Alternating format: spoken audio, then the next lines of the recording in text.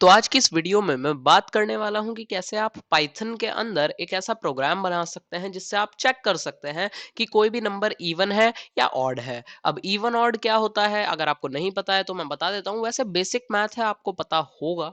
और इवन होते हैं वो नंबर जो कि 2 से डिवाइड होने पे 0 का रिमाइंडर देते हैं, और ऑड होते हैं वो नंबर जो 0 का रिमाइंडर नहीं देते हैं। और इसी चीज का हमें कोडिंग में इस्तेमाल करना है और एक बेसिक सा एक एप्लीकेशन या प्रोग्राम बना देना है। अब अगर ये वीडियो जो है, ये वीडियो पाइथन कोर्स सीरीज का एक पार्ट है, और अगर आपने पिछले पार्ट्स नहीं देखे हैं तो ये वीडियो आपको बिल्कुल समझ नहीं आने वाली है। क्यों नहीं आने वाली है?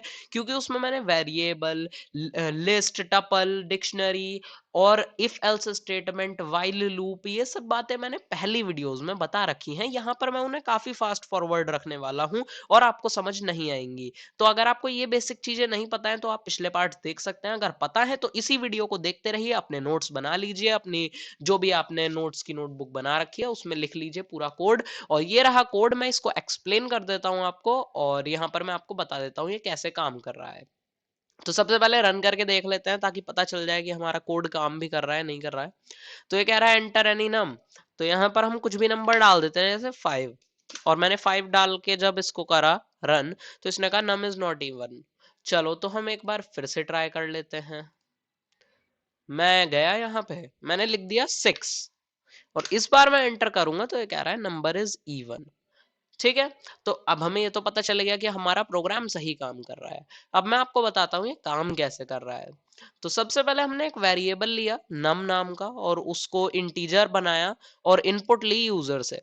तो आप चाहें तो आप यहाँ पर कमेंट आउट करके ये सारी बातें लिख सकते हैं अपने कोड के अंदर, या फिर आप अपने नोट्स में लिख सकते हैं कि हमने यूजर से वेरिएबल लिया। ठीक है।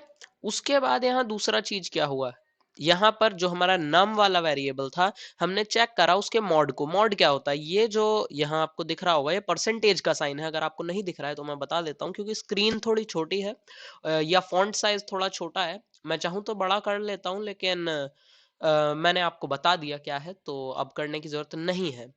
तो यहाँ पर जो ये है परसेंटेज का साइन। परसेंटेज के साइन का क्या मतलब होता है? परसेंटेज के साइन का मतलब होता है कि ये हमारा है मॉड। मॉड का मतलब होता है रिमाइंडर। अब अगर आप डिवाइड मल्टीप्लाई जानते हैं, जो कि आप जानते होंगे अगर आप पाइथन कर रहे हैं तो डिवाइड का मतलब होता है नॉर्मल डिवाइड करना। और अगर आप डिवाइड करेंगे 2 से 2 को डिवाइड करेंगे तो आंसर आएगा 1, जो कि है उसका क्वेश्चंट। क्वेश्चंट नहीं पता है तो मैं बता देता हूँ, क्वेश्चंट वो होता है जो आंसर आता है। और अगर आप मॉड निकालते हैं तो वो आएगा 0। 0 क्या है? रिमाइंडर।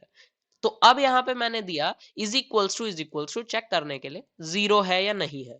अब अगर ये 0 होगा तो ये प्रिंट करेगा नंबर इज इवन, नहीं तो एल्स प्रिंट करेगा नंबर इज नॉट इवन। तो ये एक बेसिक सा कोड है जिससे हम लोग चेक कर लेते हैं कि कोई भी नंबर इवन है या ऑड है।